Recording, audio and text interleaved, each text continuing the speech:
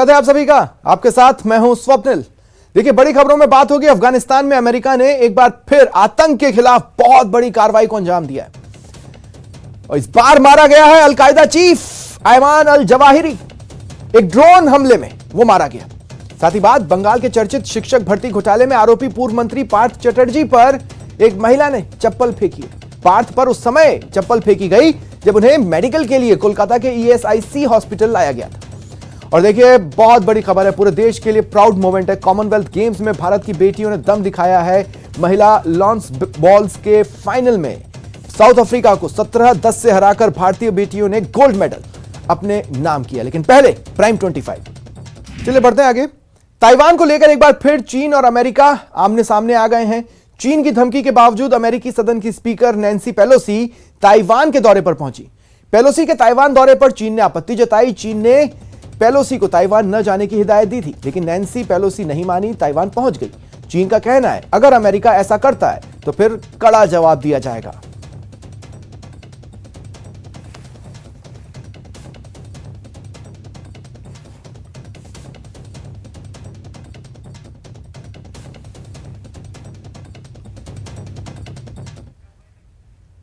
बंगाल के चर्चित शिक्षक भर्ती घोटाले में आरोपी ममता बनर्जी सरकार के पूर्व मंत्री पार्थ चटर्जी पर एक महिला ने चप्पल फेंकी है। पार्थ पर उस समय चप्पल फेंकी गई जब उन्हें मेडिकल के लिए कोलकाता के ईएसआईसी हॉस्पिटल लाया गया। महिला यहां अपने परिजन का इलाज करवा रही है। मीडिया से बातचीत के दौरान गुस्साई महिला ने कहा कि पार्थ चटर्जी जैसे लोग जनता का करोड़ों रुपए लूटकर अपने घर की तिजोरी भर रहे हैं। ऐसे भ्रष्टाचारी को एसी कार में अस्पताल लाया जाता है। बता दें कि पार्थ चटर्जी और अर्पिता मुखर्जी को हर 48 घंटे में ईएसआईसी हॉस्पिटल में मेडिकल टेस्ट के लिए लाया जाता है।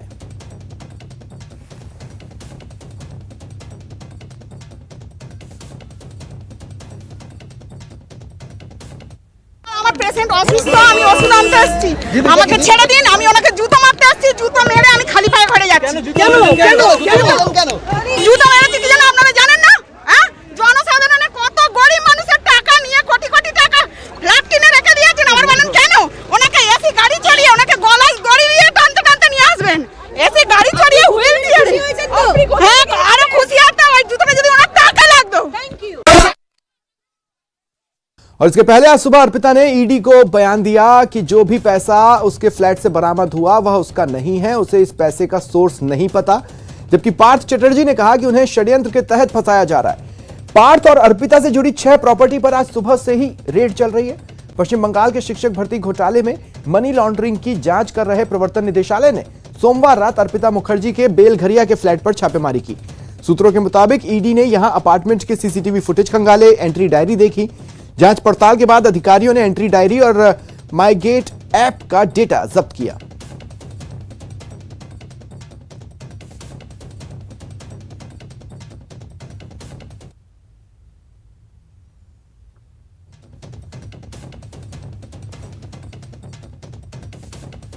देखिए, सुबह अर्पिता ने ईडी को यह बयान दिया कि जो भी पैसा उसके फ्लैट से मिला है वो उसका है ही नहीं, उसे इसका सोर्स भी नहीं पता। इधर पार्थ चटर्जी कह रहे हैं कि उन्हें साजिश के तहत फंसाया जा रहा है। पार्थ और अर्पिता से जुड़ी 6 प्रॉपर्टीज है जहां पर आज सुबह से ही रेड चल रही है।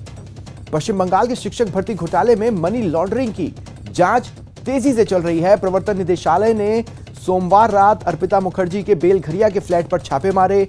सूत्रों के मुताबिक ईडी ने यहां अपार्टमेंट के सीसीटीवी फुटेज खंगाले, एंट्री डायरी देखी और जांच पड़ताल के बाद अधिकारियों ने ये जो एंट्री डायरी है उसे और माई गेट ऐप का जो डेटा है उसे जब्त कर लिया।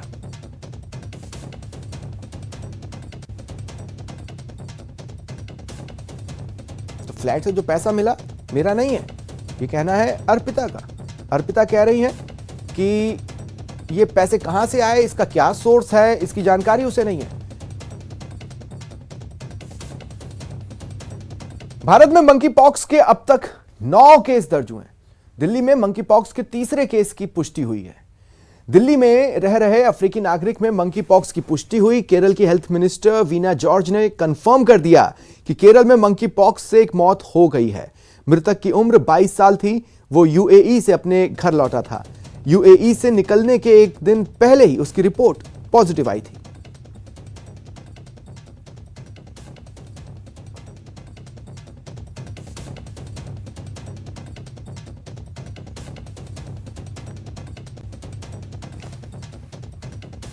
क्या राजस्थान एक बार फिर कोरोना के कहर के मुहाने पर है? यह सवाल इसलिए क्योंकि प्रदेश में कोरोना के मामलों में तेजी से इजाफा हुआ है। मंगलवार को प्रदेश भर में 300 नए केस आए। 3 मरीजों की कोरोना की वजह से मौत भी हुई, जबकि एक्टिव केसेस की संख्या 2000 को पार कर गई है।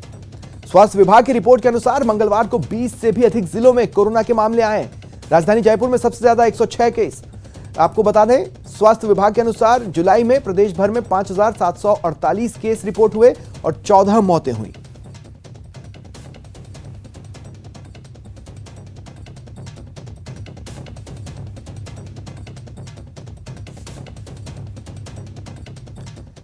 दिल्ली के इंदिरा गांधी अंतर्राष्ट्रीय हवाई अड्डे पर मंगलवार को एक चौंकाने वाला वीडियो सामने आया।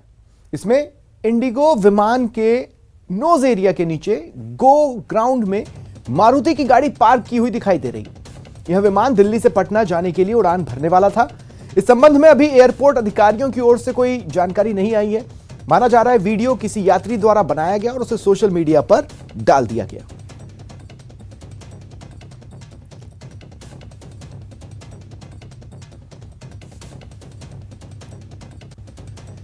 नेशनल हेराल्ड केस में कांग्रेस अध्यक्ष सोनिया गांधी और राहुल गांधी से पूछताछ के बाद प्रवर्तन निदेशालय ने दिल्ली स्थित हेराल्ड हाउस में रेड की। दिल्ली के अलावा देश भर में करीब 12 जगहों पर ईडी ने छापे मारे। दिल्ली में ईडी के जांच अधिकारी हेराल्ड हाउस के दफ्तर में दस्तावेजों की जांच कर रहे हैं। दिल्ली, कोलकाता समेत 12 जगहों पर छापे मारे गए। कोलकाता में जुटेक्स मर्चेंडाइज और सुनील भंडारी के ठिकानों पर छापा पड़ा है। सूत्रों का कहना है राहुल और सोनिया गांधी से पूछताछ में एनआईए को जिन सवालों का जवाब नहीं मिला, अब जांच एजेंसी उन सवालों के जवाब ढूंढ रही है।